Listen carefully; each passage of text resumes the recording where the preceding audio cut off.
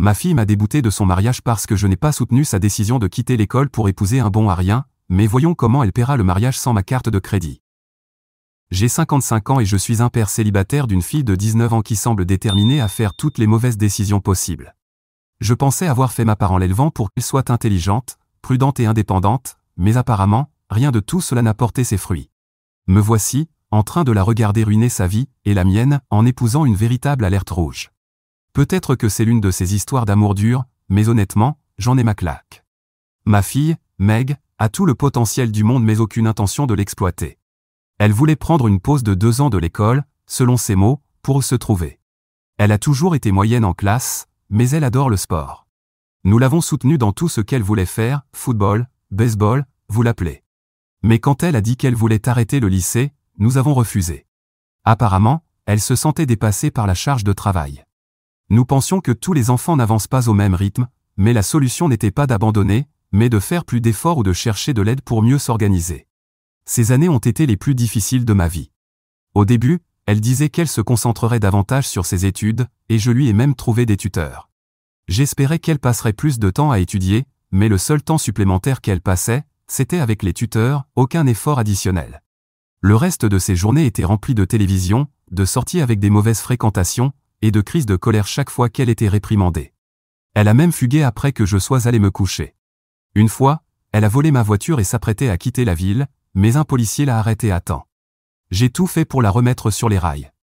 Elle est en thérapie depuis des années, par intermittence. Il a fallu d'innombrables discussions nocturnes et d'innombrables séances de conseil pour la convaincre de faire un vrai effort et de terminer ses études. Je pensais que nous avions passé un cap, qu'elle était enfin prête à remettre de l'ordre dans sa vie, mais c'est là que les vrais ennuis ont commencé. Pas qu'il n'y en ait pas eu avant, mais tout s'est vraiment détérioré ici. Peu après avoir repris ses études, Meg a rencontré un gars nommé Tyler.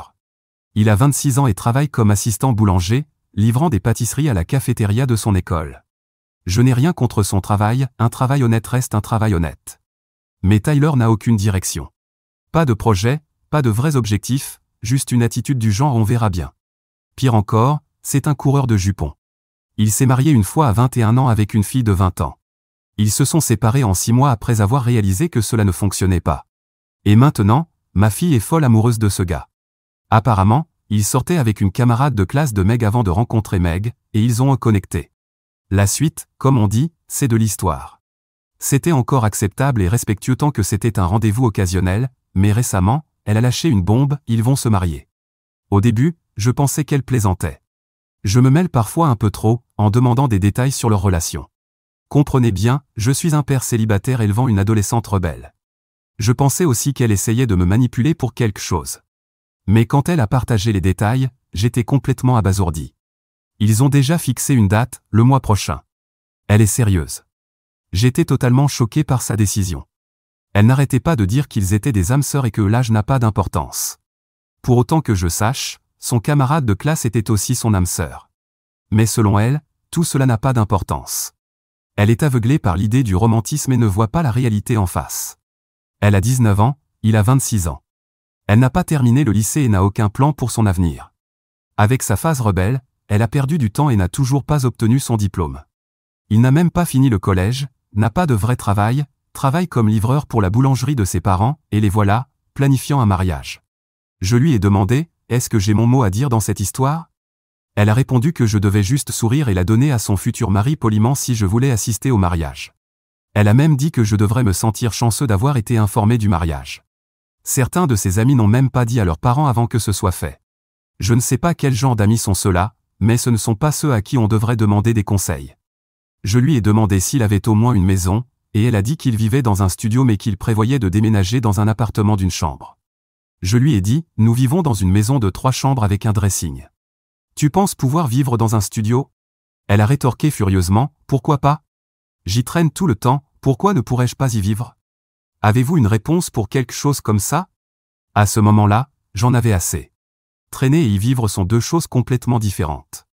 J'ai essayé de la raisonner en lui disant qu'elle devait encore finir l'école, qu'elle vivait encore avec moi, et qu'elle dépendait de ma carte de crédit. Comment diable va-t-elle s'adapter à une nouvelle vie sans éducation, travail ou argent? Elle n'était pas d'humeur à écouter. Elle a dit qu'elle allait se marier que ça me plaise ou non, même si cela signifie aller simplement au tribunal. Désespéré, Je lui ai dit que je voulais le gars. Elle a accepté d'organiser une rencontre ce week-end. Honnêtement, je suis terrifié. Je ne sais pas quoi dire. Elle me dit qu'elle est adulte et peut faire ce qu'elle veut. Légalement, oui. Mais 19 ans n'est pas l'âge pour se marier, du moins pas dans notre culture. J'ai immédiatement appelé la mère de Meg, une personne qui ne se soucie tout simplement pas de sa fille. Elle est trop occupée dans son propre monde. La mère de Meg et moi avons divorcé il y a 8 ans et sommes devenus coparents. Elle s'est remariée peu après, ce qui n'a pas plu à Meg. Leur relation est devenue tendue lorsqu'un an après son nouveau mariage, elle a eu une petite fille. Meg s'est sentie insécure et négligée après la naissance du bébé. Puis, un an plus tard, elle a eu des jumeaux. Depuis, elle n'a plus de temps pour Meg. Quant à moi, je n'ai fréquenté personne tout ce temps. Entre travailler pour gagner de l'argent et être un père à plein temps, je n'en voyais pas l'intérêt. Que dois-je faire? Je suis à bout. Mise à jour 1. Les choses ont complètement dérapé, mais je vais y revenir plus tard. Tout a commencé quand j'ai décidé d'appeler des renforts, ma mère, la grand-mère de Meg. C'est une femme toujours vive et pragmatique, une dame dans la soixantaine qui n'a pas peur de dire les choses comme elles sont. Elle a accepté de venir parler à Meg. J'ai organisé une réunion de famille en espérant que sa propre grand-mère pourrait la raisonner. Quand grand-mère a pris Meg à part, elle n'a pas mâché ses mots. Le mariage, ce n'est pas seulement une question d'amour, c'est une question d'engagement, de responsabilité et de planification. Qu'avez-vous, toi et Tyler, prévu pour votre avenir? Avez-vous réfléchi aux finances, aux revenus, à la planification familiale? Avez-vous des économies pour les urgences? Gagnez-vous assez pour garder un toit au-dessus de vos têtes? Meg est restée assise là, mal à l'aise, mais grand-mère n'a pas arrêté. Elle a même raconté ses propres luttes, à quel point il était difficile à son époque de concilier famille et finances, en espérant que Meg comprendrait que l'amour seul ne suffit pas. Mais Meg a juste croisé les bras et a donné la même réponse qu'elle m'avait donnée, les temps ont changé, tu ne comprends pas? Je sais ce que je fais. Autant dire que c'était comme parler à un mur où la peinture n'était même pas sèche. Ma mère était frustrée, en partant, elle m'a dit, elle doit apprendre à la dure, c'est tout ce qu'il reste. J'ai décidé de rencontrer Tyler en face à face pour voir de quoi il était capable. Nous nous sommes assis dans un restaurant, et je lui ai posé la grande question, quels sont tes projets pour l'avenir? Il a haussé les épaules et a dit, on verra au fur et à mesure. L'amour est plus important que l'argent.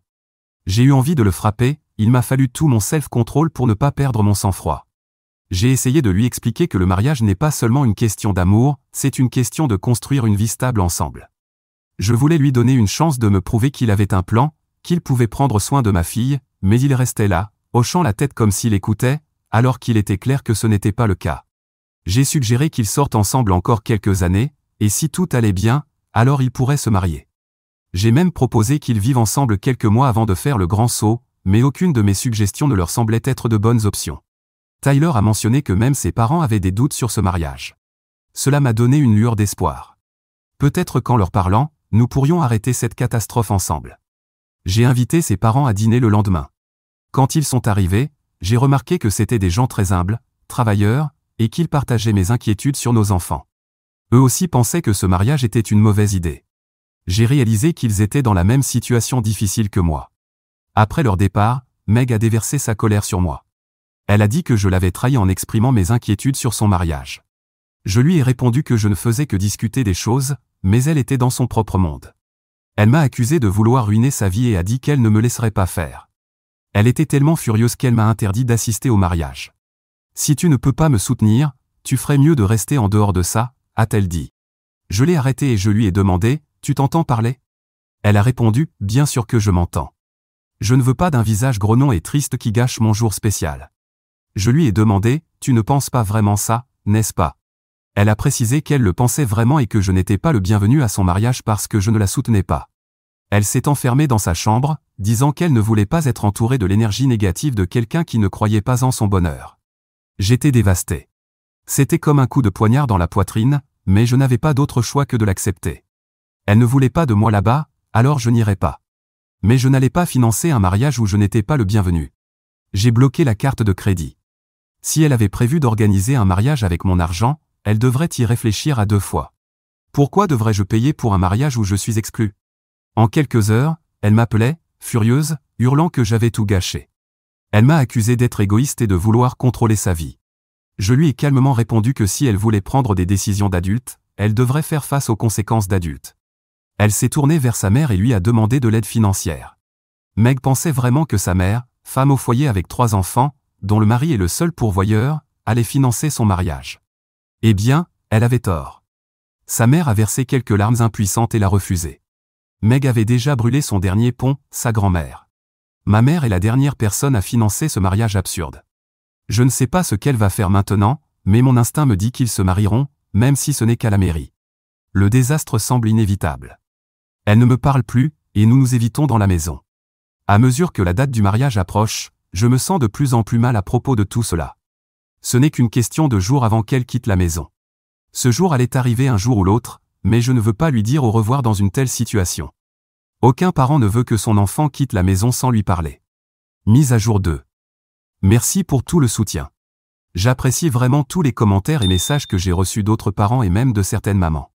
Désolé d'avoir mis autant de temps à donner des nouvelles, mais voici la suite. Comme je l'avais prédit, Meg s'est mariée malgré tous les obstacles, et les choses ne se passent pas très bien pour eux. Après que j'ai coupé le soutien financier, elle n'allait pas laisser une carte bloquer l'arrêté, n'est-ce pas? Non, elle et Tyler sont allés à la banque et ont contracté un prêt pour financer leur mariage. Elle me l'a lancé à la figure, disant « Tu penses pouvoir arrêter le mariage en bloquant ta stupide carte? Le mariage aura lieu comme prévu, que ça te plaise ou non. » Je lui ai répondu « Très bien » et j'ai laissé faire. À ce stade, il n'y avait pas grand-chose d'autre à faire. Ils sont tous les deux adultes, et s'ils ne veulent pas accepter mes conseils, ou ceux de qui que ce soit d'autre, ils devront apprendre leur leçon à la dure. Ils ont emprunté des milliers de dollars. Ils avaient le lieu, les fleurs, le traiteur, et même un petit groupe de musique live. La famille de Tyler n'était pas enchantée non plus, mais ils étaient présents, l'air misérable pendant toute la cérémonie. Son père m'a fait un appel vidéo pendant la cérémonie. Les amis de Meg ont contribué où ils pouvaient, même s'ils pensaient aussi que ce n'était pas une bonne idée. Certains de ses amis proches ont même essayé de la raisonner, mais elle les a ignorés, convaincus qu'ils étaient jaloux de son bonheur. Et non, ce n'étaient pas les mêmes amis qui se sont mariés sans prévenir leurs parents, si vous vous posez la question. Elle s'isolait de tous ceux qui tenaient à elle, tout ça pour s'accrocher à cette illusion d'un mariage parfait. Une de ses amies d'enfance, qui est aussi notre voisine, m'a appelé après le mariage pour me raconter les détails. Elle m'a dit « Tu ne sais pas ce qui se passe avec elle ? On dirait qu'elle vit dans un monde imaginaire. » Ça faisait mal. Je me sentais pathétique d'avoir été exclu. Oui, j'avais été contre ce mariage depuis le début, mais je n'ai jamais voulu le manquer. En tant que père d'une fille, le moment le plus honorable et précieux dans la vie est de la conduire à l'hôtel, mais Meg m'a retiré cet honneur. Quand elle quittait la maison, j'ai glissé un mot dans sa chambre pour lui souhaiter le meilleur pour son avenir. C'est tout ce qu'on peut souhaiter pour ses enfants. Je ne suis pas d'accord avec ce qu'elle a fait, mais je ne peux pas non plus lui souhaiter du mal dans la vie. Comme vous pouvez l'imaginer, cela fait 2 mois depuis le mariage, et les choses ont déjà commencé à se détériorer. La semaine dernière, Tyler s'est présenté à ma porte. Il avait l'air épuisé, comme un homme qui avait vieilli d'une décennie en quelques mois. J'ai hésité à le laisser entrer, mais je l'ai fait quand même. Il a évité de rentrer dans le vif du sujet, mais il était clair qu'il avait des difficultés financières. Il m'a dit qu'il avait pris un autre emploi en plus de travailler dans la boulangerie de ses parents. Meg passait également des entretiens pour divers emplois, mais vous pouvez imaginer le type de poste disponible pour quelqu'un qui a abandonné le lycée. Oui, Meg n'a finalement pas terminé ses études, malgré le fait qu'il ne lui restait que quelques matières. Et Meg devait être assez exigeante en plus de cela. Puis il en est venu au fait, leur revenu ne suffisait pas à joindre les 2 bouts. Apparemment, ils avaient du retard dans les remboursements de prêts, le loyer et les factures. Il m'a dit qu'ils étaient submergés par les dettes et m'a demandé si je pouvais les aider, juste le temps qu'ils se remettent sur pied. Je l'ai regardé, en me rappelant comment il avait dit un jour que l'amour était plus important que l'argent. Je lui ai répondu « Non, désolé, je ne peux pas aider. Si ma fille est si fière qu'elle ne veut pas de moi dans sa vie, pourquoi devrais-je m'en soucier? En plus, si l'amour est plus important que l'argent, tu devrais être à la banque en ce moment en train d'offrir ton amour aux responsables des comptes. Je ne peux pas garantir qu'ils l'accepteront, et ils pourraient même appeler la police si tu leur offres ton amour, surtout de la manière dont tu le fais, mais au moins, tu peux essayer de voir s'ils accepteront ton raisonnement. » Je lui ai dit qu'ils devaient trouver une solution par eux-mêmes, comme il l'avait dit au départ. Il avait l'air d'avoir pris un coup de poing, mais je n'ai pas cédé. Il est parti, les épaules affaissées. Ce soir-là, Meg m'a appelé, furieuse, en criant « Tu l'as humilié. Il est venu te voir de bonne foi, et tu lui as jeté ça à la figure. Je pensais que tu me soutiendrais, mais au lieu de ça, tu l'as castré en lui rappelant qu'on n'a pas d'argent, a-t-elle dit. Je lui ai répondu « Tu voulais que je sois hors de ta vie, et si tu ne le savais pas, c'est exactement ce que ça signifie d'être hors de ta vie. » Elle m'a traité de père horrible pour ne pas vouloir l'aider à démarrer sa vie avec l'homme qu'elle aime. Je lui ai dit, tu savais qu'il ne gagnait pas beaucoup. Comment pensais-tu continuer à vivre le même style de vie qu'avant? Sa réponse m'a choqué, et vous choquera aussi. Je pensais que j'aurais toujours ta carte, mais tu me l'as retirée. Waouh! Donc, Meg ne veut pas de moi ni de mes conseils, mais elle veut ma carte. Incroyable. Je lui ai dit, tu sais quoi? Tu mérites chaque difficulté que tu traverses. Peut-être que je t'ai trop protégé et donné plus que nécessaire. Cela devrait te servir de leçon. Elle criait quelque chose, mais j'ai raccroché. Le conflit ne s'est pas arrêté là. Sa mère était furieuse contre moi parce que je laissais Meg souffrir et m'a accusé d'avoir ruiné les chances de Meg d'avoir une vie heureuse. Mais il n'y avait rien que sa mère puisse me dire, surtout qu'elle était aussi en partie responsable de cette décision que Meg avait prise. Au fond de moi, je savais que Meg devait toucher le fond pour comprendre. Ça fait mal de savoir qu'elle souffre, mais elle doit y faire face. Elle doit apprendre la gratitude et l'humilité, des leçons que seuls des moments difficiles peuvent enseigner. Les leçons que je n'ai pas pu lui enseigner, peut-être que ses mauvaises décisions le feront. Cela dit, en tant que père, je ne peux pas nier que j'espère qu'elle surmontera cette épreuve, apprendra quelque chose de précieux et grandira grâce à cette expérience. Mais au-delà de ça, je ne peux rien faire, car toute tentative d'aider ne ferait qu'empirer les choses. Je sais qu'il y a une chance qu'elle me déteste pour le reste de sa vie, mais l'aider maintenant ne ferait que renforcer ses erreurs. Au final, cela ne ferait que retarder cette situation, et elle n'apprendrait rien. Mise à jour 3. Il y a un mois, Meg m'a envoyé des messages paniqués. Il était presque minuit, et je dormais, mais ces messages m'ont réveillé, car ils arrivaient les uns après les autres. Ces messages étaient cryptiques, et je comprenais à peine, mais elle était terrifiée. Je pensais qu'il s'était peut-être passé quelque chose, un accident impliquant elle ou Tyler. Je l'ai appelée immédiatement. Après beaucoup d'hésitation, elle m'a dit qu'elle pensait être enceinte. Elle avait peur et n'avait aucune idée de comment ils pourraient gérer un bébé en plus de leurs finances déjà hors de contrôle. Elle sanglotait, qu'est-ce que je vais faire? Elle m'appelait depuis la salle de bain pendant que Tyler dormait dans la chambre, ne voulant pas l'effrayer. J'avais envie de dire, c'est ce que tu as choisi, mais le père en moi ne pouvait pas être si froid. Je lui ai dit que si cela se confirmait, il pourrait trouver un moyen de s'en sortir, mais j'ai aussi clairement dit que je ne paierais pas pour ses erreurs ni ne lui donnerais d'argent d'aucune manière. Je lui ai demandé d'être absolument sûr avant d'en parler à Tyler. J'ai pris rendez-vous pour elle chez un médecin le lendemain. Le médecin lui a demandé d'attendre une semaine pour confirmation. Meg a perdu la tête pendant ce temps. Elle m'a demandé de recommander Tyler à mon réseau de contacts ou de l'embaucher dans mon bureau. Vous voyez, je dirige une petite agence. Mes employés sont des professionnels qualifiés, et Tyler n'a ni compétences réelles ni le discernement pour en apprendre une. Comment pourrais-je le recommander ou l'embaucher? J'ai repoussé la décision, disant, attendons la confirmation, mais elle insistait pour que je le fasse immédiatement. Quand je ne l'ai pas fait, j'ai dû faire face à ces accusations, tu es un capitaliste, et d'autres absurdités. Heureusement pour elle, il s'est avéré que c'était une fausse alerte, elle n'était pas enceinte. Malheureusement pour elle, cette fausse alerte n'a pas suffi à lui donner une leçon. Au lieu de cela, cela semblait renforcer sa détermination. Elle est devenue plus froide et plus distante parce que je n'ai pas embauché Tyler. Certains d'entre vous pourraient penser que c'était cruel de ma part de ne pas l'embaucher, comme le pensent ma fille et mon ex-femme, mais honnêtement, je pense avoir bien fait. Dans l'une de nos conversations, elle a lancé « Pourquoi es-tu si résistant ?» Après tout, tout me reviendra un jour en tant qu'héritière. Je lui ai répondu « Non, pas nécessairement. Je pourrais dépenser tout mon argent pour partir à la retraite plutôt ou voyager. Qui sait? Peut-être que je me remarierai et que j'aurai besoin de cet argent pour tout ça. » Après avoir vu son narcissisme, je ressens sincèrement que je préférerais tout laisser à une œuvre de charité plutôt qu'à elle. Pourquoi le ferais-je? Elle ne m'a pas écouté, m'a exclu de son mariage, ne s'est jamais excusée et ne maintient aucun contact. Et quand j'essaie de lui parler, elle me renvoie à la figure toutes les erreurs que j'ai pu commettre dans ma vie. Cela me brise le cœur, mais lui envoyer de l'argent ne ferait que renforcer tout cela. Je sais que ce n'est pas facile d'être un parent qui essaie d'enseigner une leçon de vie, mais à ce stade, je dois être fort. En ce moment, j'ai l'impression d'avoir perdu ma fille à cause de son propre orgueil. Je suis juste un père, assis ici, la regardant trébucher à travers les pires décisions de sa vie. Peut-être, juste peut-être, qu'un jour, elle réalisera que je ne faisais que tenter de la protéger. Jusqu'à ce jour, je suis là, à attendre, en espérant qu'un jour, elle mette son orgueil de côté, qu'elle me voie pour le père que je suis, et qu'elle revienne sans exiger d'argent. Mais chaque jour qui passe rend cette possibilité plus lointaine. Mise à jour 4. Bonjour à tous. Comment allez-vous? J'espère que vous allez tous bien après ces 2 années sans contact. partager avec vous m'a manqué, mais il n'y avait rien de significatif à dire jusqu'à récemment. Avant de commencer, je veux vous dire que je sors avec quelqu'un depuis quelques mois. C'est une relation assez sérieuse à ce stade, même si nous n'en sommes pas encore au point de penser à emménager ensemble ou à nous marier. Mais je voulais le mentionner, car je sais que certains d'entre vous s'inquiétaient ou me conseillaient de recommencer à sortir avec quelqu'un. Maintenant que je n'ai plus besoin d'être un parent à plein temps pour ma fille, j'ai tout le temps du monde pour me concentrer sur moi-même. En ce qui concerne Meg, ma fille, laissez-moi d'abord vous dire comment a été notre relation pendant ce temps, ou plutôt, l'absence de relation. Nous avons eu des contacts assez distants. Nous nous sommes appelés pour des événements importants, mais notre relation n'a jamais été la même.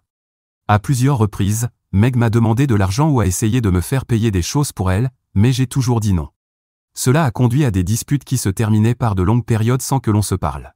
Cependant, ces derniers mois, elle a arrêté de me demander de l'argent. Je l'ai vu comme une petite amélioration. Pas dans notre relation, mais au moins dans son attitude face à la vie.